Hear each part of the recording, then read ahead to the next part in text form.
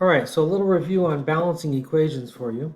So remember, balancing equations, you can change the coefficients. So for this assignment, I'm not really concerned with reaction type, so you don't have to fill that in, right? And I think the balancing was do them all. There's about 28 of them, but they're really easy once you get the hand. So remember, for balancing equations, all you're doing is changing coefficients, right? Which ends up being pretty easy. All right, so if I was going to balance equations, the thing is you look at each element one at a time, and the only thing I'll tell you is save oxygen for last because it ends up balancing itself most often. So the way I'll do it is I'll look at the first element, I'll say nitrogen. I have two nitrogens here. If I look in the products, I only have one nitrogen. So I can multiply that by 2. So now I have two nitrogens and two nitrogens. And since those are balanced, I'll go to the next element. So I have hydrogen. I have two hydrogens here, and I have now 6 here because the 2 multiplies the 3 hydrogen. So I would have to put a 3 here so that I have 6. So now I have the same amount of elements on both sides of the equation, if you remember from last semester. So that's how we balance it. Okay, so for number 3, I'd look at the same thing. I have 1 sodium here, and I have 1 there, so I'm not going to do anything yet. I have 2 fluorines here. I have 1 fluorine here, so I'd multiply this by 2. But now that I've done that, I've changed the amount of sodiums. So now I have 2 sodiums. So I have to multiply that by 2. And now that I've multiplied that by 2, I have 2 chlorines here, or 2 chlorides. And I have 2 chlorine molecules there. So again, I'm done. All right, so balancing is pretty easy. Number 5 is a little more difficult. If I look at it here, we'll work through the same thing. I have 1 lead here, and I have 1 lead there, so I'm not going to do anything yet. Right? I'm going to save my hydrogens, right? Because they're attached to the oxygens. So I'm going to save my oxygens for last. But I'm going to look at chlorines. I have 1 chlorine here. I have 2 chlorines over here. Right? So I'll multiply this by 2. And now I can start to count. Now I have 2 hydrogens here, 2 hydrogens there, so there's 4 hydrogens. So if I multiply this by 2, now I have 4 hydrogens here. I have 2 oxygens here, and I have 2 here. So oxygen worked itself out, right? I saved it for last. So pretty simple on balancing. I'll show you 2 more, and then I'll let you go ahead and balance the top by yourself. If I look at number 7, so I'm just helping you with the odds now. You'll be responsible for all of them. But I'm just helping you with the odds. So I'll help you with these. So if I look at here, same thing. I have 1 carbon here to begin with. I go over to the products. I have 1 carbon, so I'm going to leave it. Oxygens, remember, I'm going to leave. I have 4 hydrogens. I only have 2 here, so I'll multiply this by 2. Then now we can start counting. I have 2 oxygens in the reactants, but I have 2 and 2 more, which is 4 in the products. So I can simply just multiply that by 2, and then I've balanced. Now 9 is a bit of a different question. So it's very similar to 7, but there's an exception you'll see when we get there. All right, so I have 8 carbons here. So I can go ahead and multiply this by 8. Right? I have 18 hydrogens, so I can multiply this by 9.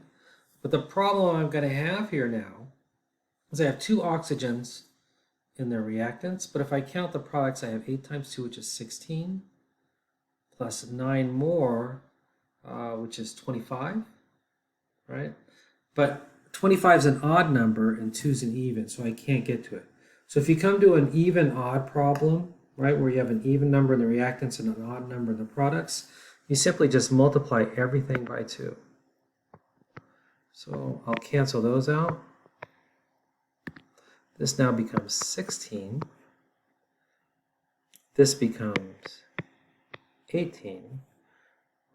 And I'll have to multiply that by 2 as well. All right, because now I have 16 carbon, and 2 times 8 is 16. I have 18 times 2, which is 36 hydrogens. 2 times 18 is 36. And now I have to count my oxygens. 16 times 2 is 32, plus 18 more is 50. So I'll have to multiply my oxygen by 25 to get 50. So if there's an odd even problem, we'll go ahead and double everything and we'll end up all right. Okay? So I'll leave you to the rest of that in the top section because it's just repetition at this point. If you know how to balance, you know how to balance. Now the word equations are a little different because it goes back to your compound review. So for word equations, you have to write a skeleton equation first. And once you get a skeleton equation, then you can balance it. Remember, a skeleton equation is based on charge. So zinc, and wherever you see the word and, it means plus. Lead 2 nitrate. So lead 2, remember the 2 means 2 positive charge. Nitrate, since it's an 8, remember it's a polyatomic ion. If you look, right, if you look on your polyatomic ion sheet, you'll find it's NO3, it has a negative charge. So I have Pb. But remember this Pb had a 2 positive charge and this had a negative charge. So remember I'm going to have to crisscross. So I'm going to have to put that in parentheses. And then I can bring my 2 down here. And once I do that, all my charges go away. To form, that's my action word, so that means yield. Zinc nitrate, so Zn. So zinc is one of those exceptions in the transition metals. It only has a 2 positive charge. And then remember nitrate again was NO3. So again, when I crisscross that 2 from zinc comes here, right? Plus that. All right, so that's my skeleton equation. Now when you start to look at it, it looks familiar. I got 1 zinc, I got 1 zinc.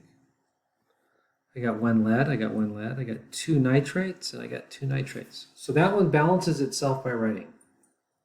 All right. So for the second one, when you write these balancing equations, you have to remember your diatomic molecules.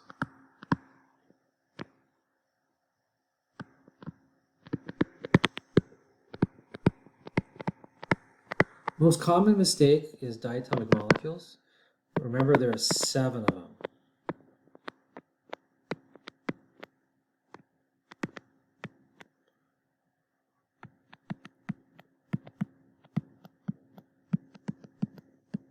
Right?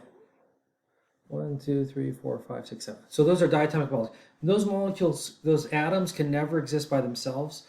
They're always paired by themselves in element form. So we have aluminum bromide. So if aluminum, you look on your periodic table, is 3+.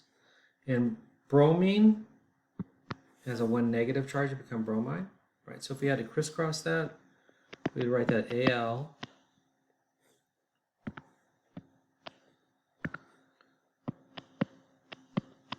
And that 3 from the aluminum will come to bromide. Remember, and means plus. Chlorine gas. Now, chlorine is one of those diatomics, right? So you'd have to write it like this. To form, remember, is your arrow. Aluminum chloride. Right, same thing. I'm going to write my charges. And that 3 I'm going to bring down by the chloride. Plus bromine gas. Again, bromine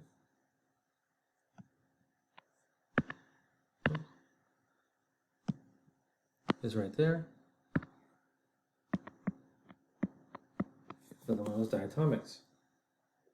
Right? So now that we wrote our skeleton, we'll have to balance it. Right?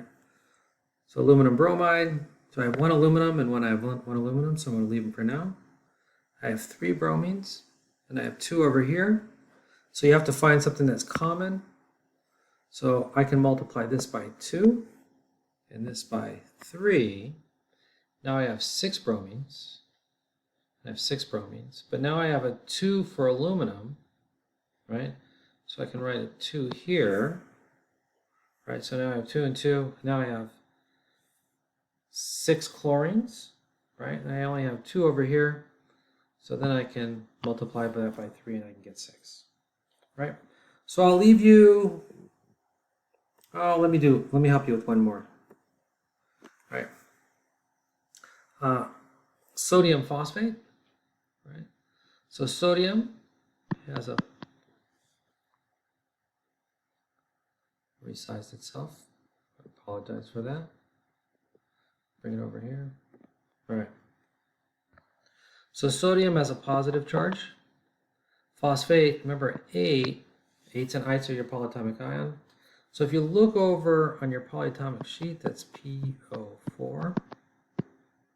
It has a 3 negative charge. And calcium chloride, calcium forms a 2 positive ion if you look at your periodic table. Chloride, since it's an ide, right, it's basically the one that's on your periodic table, and it has a negative charge, right? So I can start to write those. Na.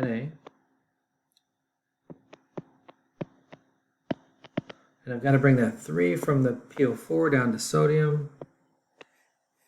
Remember, an means plus. Calcium chloride, so calcium. And I'm going to bring that 2 from the calcium after chloride to form is my yield. Remember, we already know that now, and phosphate is at 3 negative, so now I've got to bring my 2 here and my 3 here. Since I have more than one phosphate, right, I've got to bring that. Remember, I brought a 3 here and a 2 here, plus sodium chloride, right, because this just has a positive, this has a negative. So now that you have that, you have to balance. I have 3 sodiums here. I only have 1 here. So I've got to multiply this by 3 to balance it. I have 1 phosphate here and I have 2 there, right? So I need to put a 2 here. The problem is now I put there, I've got 6 sodiums now, right? So I've got to come and change that to 6, right? So now I've got 6 chlorides, I only got 2 here, so I'll put a 3 there. 3 calciums, 3 calciums. Now we're balanced. Okay, so I'll let you finish those by yourself, and hopefully this was helpful.